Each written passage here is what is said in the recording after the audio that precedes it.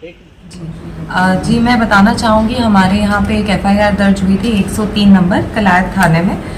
उसके बारे में मैं आपको बताना चाहूँगी कि हमारे यहाँ से नत गांव पड़ता है। वहाँ पे एक युवक था अंकित, जो बाहर जाने की इच्छा रखता था और उसी संदर्भ में उनकी मुलाकात एक उजाना गांव जो जींद में पड़ता है, वहाँ के एक वासी जिसका नाम भी अंकित था, उसके थ्रू धमतान साहब का निवासी सोनू से उसकी मुलाकात हुई। तो उनसे उनकी बात हुई कि 20 लाख रुपए में उन्हें कनाडा लेके जाया जाएगा अंकित को। तो इन लोगों ने अंकित को फोन करके ये बोला कि आपका हम लोग कार्रवाई कर रहे हैं, तो आप 1 लाख रुपए अंकित के अकाउंट में डलवा दें। और उसके बायोमेट्रिक कराने के लिए उसको अपने पास उन्होंने बुला लिया। उसके पास जब वो गए तो 20 तारीख की बात है ये।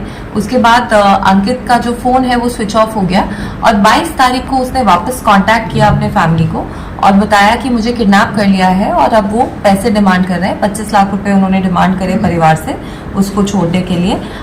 उसको धमकाया गया, डराया गया, परिवार को भी बोला गया कि उसको फिजिकल हार्म पहुंचाया जाएगा अगर उनकी डिमांड्स नहीं मीट की जाए। तो इसी संदर्भ में हमने पर्चा दर्ज करके तफ्तीश जो है वो स्टार्ट करी और इसमें जो हमारी एसडीयू की टीम है सब इंस्पेक्टर रमेश के अंडर, उन लोगों ने इसमें बहुत बेहतरीन काम किया।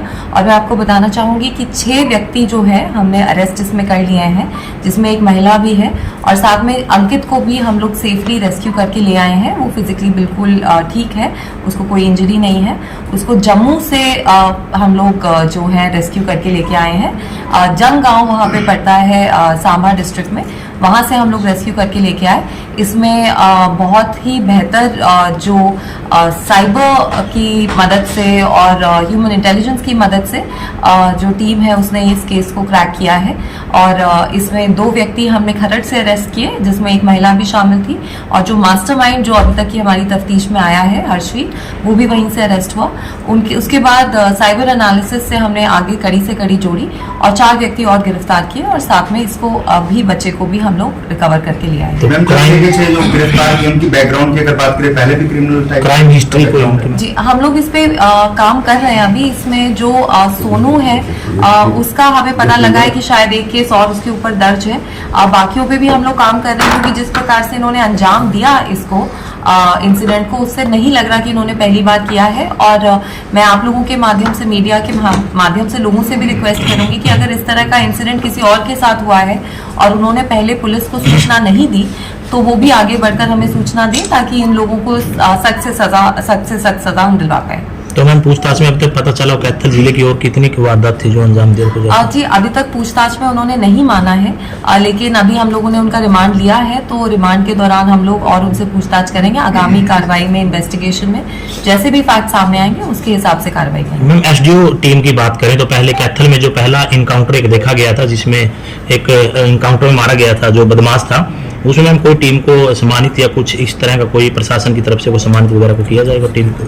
जी उसको मैं चेक कर लेती हूँ। तो कैथल में मैम आपने 4 संभाला, क्या कुछ जिला वासियों को आप मैसेज देना चाहेंगे, किन चीजों पे प्राथमिकता रहेगी?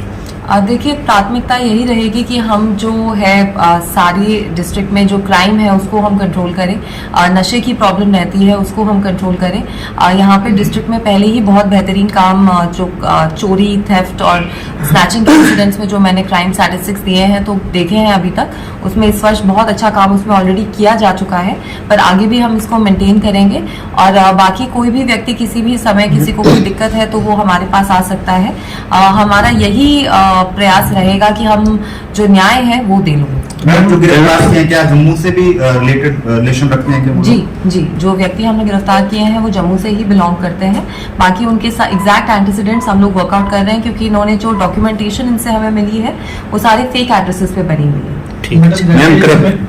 इसमें जैसे ये पकड़े गए हैं इनका उद्देश्य पैसे वसूलना ही था या कोई और भी बात था? नहीं जी अभी तक तो जो आई है सामने तो ये रैंसम के लिए ही इन्होंने किया था, पैसे के लिए ही किया था। बाकी जैसे कि मैंने कहा कि इन्वेस्टिगेशन अभी प्राइमरी स्टेजेस पे है, जैसे जैसे इन्वेस्टिगेशन में कोई और फैक्ट सामने आएंगे हम आपके साथ साझा करेंगे। क्या कहीं और से भी इस तरह की कोई शिकायत इनके खिलाफ है? अभी तो नहीं है, बट जैसे कि इसीलिए मैंने कहा कि मैं आप लोगों के माध्यम से भी रिक्वेस्ट करना चाहूंगी कि किसी और के साथ भी इस प्रकार का इंसिडेंट हुआ है तो वो जरूर सामने आए ताकि हम उसकी भी तफ्तीश कर सकें। मैडम, किस इमिग्रेशन के तहत जो है ये काम करा करते थे, क्या नाम थे उस इमिग्रेशन का, सेंटर्स का? जी, ये तो इंडिविजुअल लेवल पे ही काम कर रहे थे, बल्कि मैं इस मंच के माध्यम से ये भी रिक्वेस्ट करूंगी कि लोग इस तरह के जो टाउट्स हैं उनके कहने में ना आए। अभी हमने देखा पिछले दिनों तो काफी लोगों को रिपेट्रिएट भी किया गया, तो इन लोगों के झांसे में ना आए। अगर आपको बाहर जाना है तो जी लीगल तरीका है, आप कोई वर्क वीजा पे, कोई स्टडी वीजा पे जो लीगल तरीका है सिर्फ उसी से बाहर जाएं ताकि आप लोग सुरक्षित रूप से जाएं और वहां पे भी एक रिस्पेक्टेबल जो लिविंग है वो लीड करें। मैडम, आतंकी हमले को लेकर जिला वासियों से क्या कुछ अपील करना चाहेंगे? शांति बनाए रखें, प्रशासन का सहयोग करें। जी जी, जो पहलगाम में जो इंसिडेंट हुआ है वो बहुत ही दुखद है और भारत सरकार ने उसके ऊपर बहुत कड़ी जो कदम है वो उठाए हैं और जो भी इसकी रेट्रीब्यूशन होगी और जो इसमें दोषी होंगे उनको पूरी सजा बिल्कुल मुझे पूरा विश्वास है कि जो गवर्नमेंट है वो दिलवाएगी। लेकिन हमें आवश्यकता है कि हम संयम बनाए रखें और किसी की गलती की सजा किसी और को ना दें। और सारा भारतवासी, मेरा मानना है कि कैथल का हर एक व्यक्ति जो है वो इंडिया का ट्रू सिटीजन है, भारतीय है, भारत को ही सपोर्ट करता है। तो इस चीज को हम मन में हमेशा रखें और जो लोग, जिन लोगों ने जिस मंशा के साथ हमारे देश में फूट डालने के लिए इस तरह की घटना को अंजाम दिया है उनके बहकावे में हम ना आए। कुछ सोशल मीडिया पर भी पोस्ट कुछ ऐसी की जा रही है, मैं उन पर निगरानी की जा रही जी है? बिल्कुल बिल्कुल, सोशल मीडिया पे हम लोग पूरी निगरानी रख रहे हैं और हमारी पुलिस फोर्स जो है, आपने भी देखा होगा कि विजिबिलिटी काफी बढ़ी हुई है और पुलिस जो है वो बिल्कुल अलर्ट मोड पे है कि कोई भी अनप्लेजेंट और अननेसेसरी इंसिडेंट ना हो। मैम, आपसे पहले पुलिस डिपार्टमेंट में काफी करप्शन के जो केसेस आए थे, अब आपने 4 संभाले, किस प्रकार की हिदायत डिपार्टमेंट को भी दी गई है कुछ? देखिए, करप्शन की तरफ गवर्नमेंट की भी जीरो टॉलरेंस है और मेरी भी जीरो टॉलरेंस है।